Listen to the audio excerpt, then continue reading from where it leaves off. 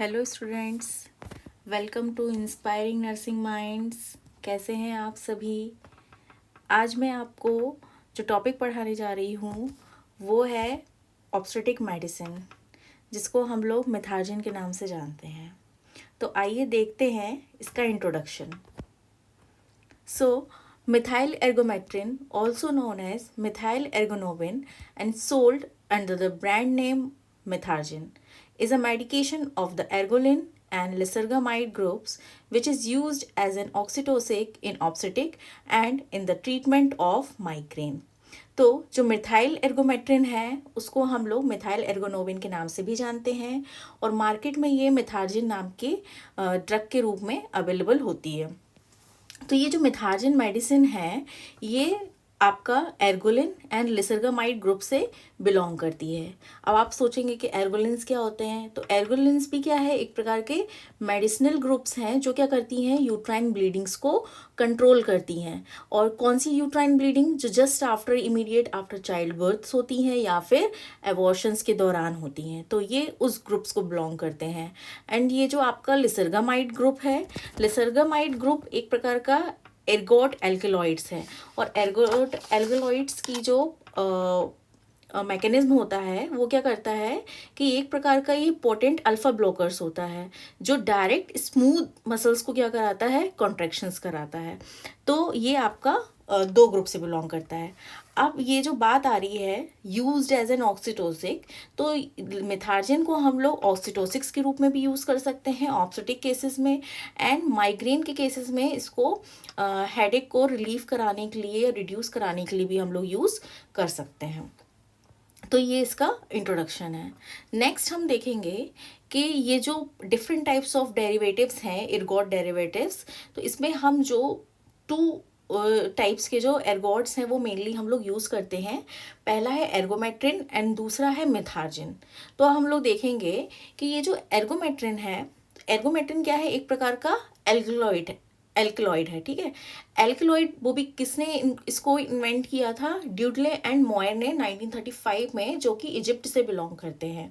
और ये एक प्रकार की फंगस जिसका नाम है Claviceps purpurea the develop commonly in cereals like rye and wheats. तो ये राई एंड वीट्स में पाया जाता है, उससे ये डेवलप किया जाता है। एंड ये जो एल्कलॉइड्स हैं ये डिटॉक्सिफाइड किस में होते हैं, लीवर में, एंड एलिमिनेट होते हैं यूरिन के थ्रू। ठीक, तो इसका जो एक्सक्रीशन है थ्रू द यूरिन होता है। नेक्स्ट हम लोग देखेंगे कि ये जो मिथार्जिन है, मिथार्जिन नेचुरल सब्सटेंस ना होके एक सेमी सिंथेटिक प्रोडक्ट है जो कि लेसर्जिक एसिड से मिलकर बनता है। और लेसर्जिक एसिड्स क्या हैं, आपके एर्गोइड एल्केलॉइड्स ही हैं। नेक्स्ट हम देखेंगे कि जो मिथार्जिन है, मिथार्जिन के क्या यूज़ हम कर सकते हैं। तो अगर हम थेरापेटिक की बात करते हैं तो ये वर्क करेगा वहाँ पर एज अ ऑक्सीटोसिक, ठीक। और जो ऑक्सीटोसिक्स होते हैं उनका काम होता है कि यूट्राइन कॉन्ट्रैक्शंस को इनिशिएट कराना, स्टिमुलेट कराना, जिससे कि यूट्राइन ब्लीडिंग क्या होगी, स्टॉप हो जाएगी। जो भी कंप्रेशंस हैं वो अराइज होंगे आर्टरीज पे और यूट्राइन ब्लीडिंग को क्या करेंगे, वो स्टॉप करेंगे। और अगर हम फार्माकोलॉजिकली की बात करते हैं तो ये उसमें एर्गोइड एल्कलॉइड्स के रूप में वर्क करेगा। Next is composition of Methergine. Methergine का कॉम्पोजिशन किससे बनकर बना है, तो मिथाइल एर्गोनोविन मेलिएट का बना हुआ है, जो का कॉम्पोजिशन है 0.2 mg। नेक्स्ट हम बात करते हैं इसके मोड ऑफ एक्शन की। तो ये किस प्रकार से काम करता है, कैसे ये मेडिसिन वर्क करती है। तो जो एर्गोमेट्रिन है वो डायरेक्टली वर्क करती है मायोमेट्रियम लेयर पे, यूट्रस की। और मायोमेट्रियम जो लेयर होती है वो किसकी बनी हुई होती है, स्मूथ मसल्स की। तो इसकी जो इफेक्ट है वो डायरेक्ट मायोमेट्रियम पे होता है। And it also excite uterine contractions which come so frequently one after the other with increasing intensity, tone, rate, amplitude, and that the uterus passes into a state of spasm without any relaxation in between. तो ये जब myometrium layer पे काम करता है तो इससे क्या होता है, यूट्रस की जो कॉन्ट्रैक्टिलिटी है वो क्या हो जाती है, एकदम हाई हो जाती है, उसकी टोन हाई हो जाती है, उसका रेट, उसका एम्पलीट्यूड सब हाई हो जाता है। इससे क्या होता है कि इतनी फ्रिक्वेंटली कॉन्ट्रैक्शंस आते हैं कि उसको यूट्रस को रिलैक्स होने का टाइम बिल्कुल भी नहीं मिलता है। इससे जो भी ब्लड वेसल्स हैं जो ओपन हो गई हैं, चाहे वो प्लेसेंटल साइड्स की हो या अदर कहीं कोई टीयर हो या एनी अदर ब्लीडिंग हो आफ्टर इमीडिएट डिलीवरी, उसको ये क्या करता है, उन ब्लड वेसल्स को ये कंप्रेस करने का काम करता है। जैसे ही ब्लड वेसल्स क्या होंगी, कंप्रेस होंगी, ऑटोमेटिकली जो ब्लीडिंग है वो क्या हो जाएगी, स्टॉप हो जाएगी। तो इस प्रकार से ये मेडिसिन क्या करती है, वर्क करती है। नाउ हम देखते हैं इसके कॉम्पोजिशंस को। तो compositions of different ergot preparations आपको एम्प्यूल्स में भी अवेलेबल हो जाएंगी, टैबलेट्स में भी अवेलेबल हो जाएंगी। और इसकी जो प्रिपरेशंस हैं वो आपको एर्गोमेट्रिन के रूप में अगर आप लेना चाहते हैं तो ये एम्पूल्स में 0.25 टू 0.5 mg में अवेलेबल है। टैबलेट में अगर आप इसको देखना चाहें तो 0.5 mg से लेकर 1 mg तक अवेलेबल है। अगर हम मिथार्जिन की बात करते हैं तो मिथार्जिन आपका 0.125 टू 0.250 mg में अवेलेबल है। अगर टैबलेट्स की बात करें तो 0.125 से लेकर 0.5 mg में ये अवेलेबल है। अगर हम सिंटोमेट्रिन की बात करते हैं, सिंटोमेट्रिन में कॉम्पोजिशन दिया हुआ है जो कि 0.5 mg एर्गोमेट्रिन है इसमें और 5 इंटरनेशनल यूनिट इसमें सिंटोसिनॉन की है। तो ये इसकी प्रिपरेशंस हैं। नेक्स्ट हम देखते हैं इंडिकेशंस। इंडिकेशंस क्या होते हैं कि किस कंडीशंस में हम इसको यूज़ कर सकते हैं। तो अगर हम प्रोफाइलेक्टिकली देखें, prophylactically means for the prevention purpose अगर हम इसको देखें तो इसको हम active management of third stage of labour में यूज़ कर सकते हैं। Third stage means expulsion of the baby to expulsion of the placenta. तो इसको हम प्रोफाइलेक्सिकली यूज़ कर सकते हैं। बट क्यों करना है, ताकि ये पोस्टपार्टम हैमरेज को लीड ना करे, जो भी आपकी डिलीवरी हुई है वो रिस्क में ना जाए।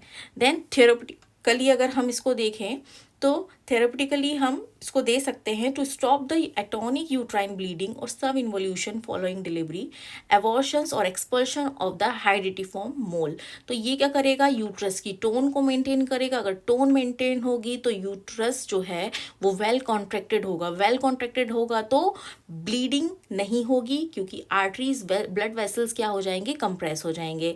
सब इन्वोल्यूशन, सब इन्वोल्यूशन का क्या मतलब है, अच्छा सब इन्वोल्यूशन क्या होता है, जो प्रेग्नेंट स्टेज है उस यूट्रस को प्री प्रेग्नेंट स्टेज में रिवर्ट बैक होना इन्वोल्यूशन कहलाता है। अगर यूट्रस रिवर्ट बैक नहीं होता है, अपना नॉर्मल पोजीशन में प्री प्रेग्नेंट पोजीशन में नहीं जाता है, इसका मतलब कि जो यूट्रस है वो सब इन्वोल्यूट हो गया है। तो ये उसको भी स्टॉप करता है या उसको ट्रीट करता है। एबॉर्शंस में दे सकते हैं। और हाइड्रेटिफॉर्म डिलीवरी अगर हम मोल की एक्सपल्शन करा रहे हैं तो उसमें भी हम इसको दे सकते हैं। नेक्स्ट देखते हैं हम mode of administration. Mode of administration में हम इसको कैसे कैसे दे सकते हैं। तो एर्गोमेट्रिन एंड मिथार्जिन जो है उसको हम पेरेंटली भी दे सकते हैं और ओरली भी दे सकते हैं। And should be used either in the late second stage of labour. ये आपको सबसे ज़्यादा ध्यान रखना है कि आपको मिथार्जिन कभी भी फर्स्ट स्टेज ऑफ लेबर या फिर early second stage of labour में नहीं देना है। अगर आपको इसे एडमिनिस्टर करना है तो after delivery of the anterior shoulder आप इसको एडमिनिस्टर कर सकते हैं, या फिर following delivery of the baby आप इसको दे सकते हैं। And syntometrine always be administered through the intramuscular route. तो इसको हमेशा कोशिश करिए आपके IM रूट से देते हैं। अगर और इंडिकेशंस होते हैं तो इसको आप IV रूट से दे सकते हैं। नाउ कॉन्ट्राइंडिकेशंस मीन्स किन कंडीशंस में आपको मिथार्जिन एडमिनिस्टर नहीं करना है। तो प्रोफाइलेक्टिकली अगर आप देखते हैं तो सस्पेक्टेड प्लूरल प्रेगनेंसी में इसको नहीं देना है। प्लूरल प्रेगनेंसी मीन्स किसी का ट्विन प्रेगनेंसी हो या ट्रिपलेट प्रेगनेंसी हो, उसमें इसको बिल्कुल भी नहीं देना है। क्योंकि क्या होता है कि मान लीजिए कि एक बेबी की डिलीवरी हो गई है और आपने मिथार्जिन दे दिया है तो हाइपर कॉन्ट्रैक्टिलिटी होगी, जिसके कारण जो अंदर बेबी है, जो सेकेंड बेबी है, वो एस्फेक्सिया के कारण क्या हो सकता है, डेथ भी कर सकता है। Then next is organic cardiac diseases. कुछ वुमेंस को हार्ट प्रॉब्लम्स होती हैं या हार्ट में कोई एनाटॉमिकली स्ट्रक्चर्स प्रॉब्लम हो सकती है या फिर हार्ट ब्लॉक हो सकता है, स्ट्रोक हो सकता है। इन कंडीशंस में भी आपको मिथार्जिन नहीं देना है, क्योंकि जो मिथार्जिन होता है वो वैसोकंस्ट्रिक्शंस कॉज करता है। तो ये हार्ट के लिए क्या हो सकता है, एक प्रॉब्लमेटिक कंडीशंस हो सकती है। Then severe pre eclampsia and eclampsia it's also hypertensive disorders during the pregnancy. तो इसमें भी आपको मिथार्जिन नहीं देना है। Then RH negative mother mother अगर RH नेगेटिव है, बेबी पॉजिटिव है, तो भी हीमोलाइटिक की कंडीशंस होती हैं, उसमें भी आपको मिथाजिन एडमिनिस्टर नहीं करना है। देन अगर हम देखें contraindications during the therapeutic purpose, अगर हम उसको देना चाह रहे हैं तो हम नहीं देंगे। कब नहीं देंगे? During pregnancy. प्रेगनेंसी में आपको कभी भी मिथाजिन नहीं देना है। फर्स्ट स्टेज ऑफ लेबर में भी हम डिस्कस कर चुके हैं कि नहीं देंगे। Early second stage of labour में हार्ट डिसीजेज या हाइपरटेंसिव डिसऑर्डर्स हैं, इसमें कभी भी हमको मिथाजिन नहीं देना है। देन क्या क्या हैज़ार्ड्स हो सकते हैं अगर हम मिथाजिन एडमिनिस्टर कर रहे हैं पेशेंट पे या प्रेग्नेंट आफ्टर डिलीवरी वुमेंस पे, तो इसके क्या क्या रिस्क हो सकते हैं? तो इसमें फर्स्ट है आपका गैस्ट्रोइंटेस्टाइनल प्रॉब्लम्स इंक्रीज हो सकती हैं, जैसे कि नोजिया हो गया, वॉमिटिंग हो गया, and because of its vasoconstrictive action it may precipitate rise of blood pressure, myocardial infarction, stroke and bronchospasm. तो ये ऑलरेडी वैसोकंस्ट्रक्शंस कर रहा है, तो इससे बीपी इंक्रीज होने के या हार्ट पे ओवरलोड होने के चांसेस बढ़ सकते हैं। तो इस कंडीशंस को आपको क्या करना है, पहले से ही प्रिपेयर रहना है। एंड प्रोलॉन्ग यूज में lead to gangrene of the toe. तो वैसोकंस्ट्रिक्शन के इफेक्ट के कारण क्या हो रहा है, ये वहाँ पर अगर आप वो ऑलरेडी आप डायबिटिक हैं या हाइपरटेंसिव डिसऑर्डर्स हैं, तो आपको गैंग्रीन होने के चांसेस भी इंक्रीज हो सकते हैं। देन प्रोलॉन्ग यूज इन प्यूरपेरियम में interfere with lactation bye lowering prolactin level.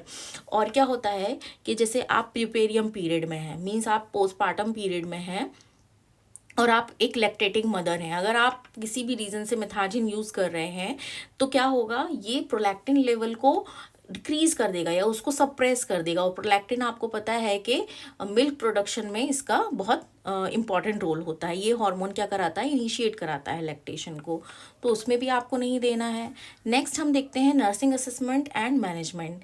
तो जो भी वुमेन है जिसमें हमने मिथाजिन एडमिनिस्टर किया है, तो हमें जो एज अ नर्स हमारी रिस्पॉन्सिबिलिटी है वो ये है कि हम ब्लड प्रेशर को मॉनिटर करें, हार्ट रेट को मॉनिटर करें, एंड यूट्राइन के रिस्पॉन्सेस को हमें चेक करते रहना है।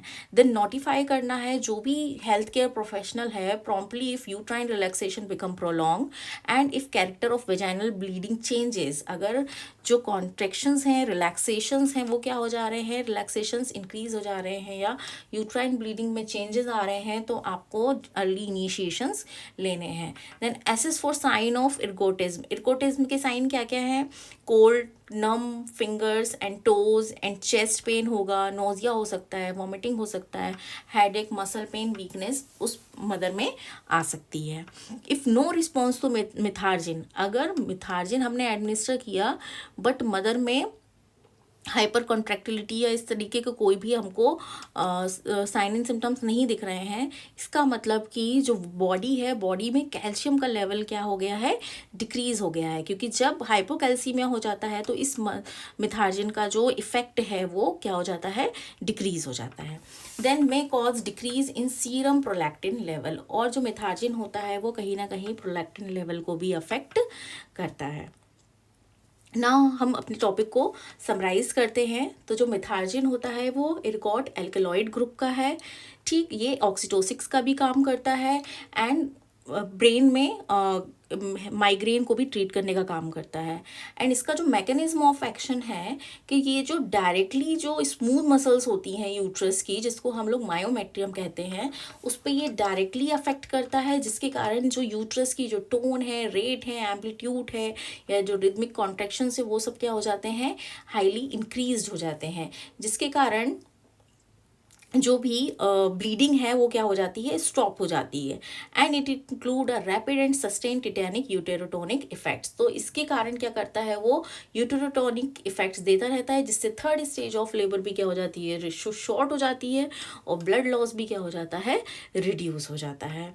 तो आई होप आप सभी को ये टॉपिक पसंद आया होगा एंड आपको ये टॉपिक समझ भी आया होगा।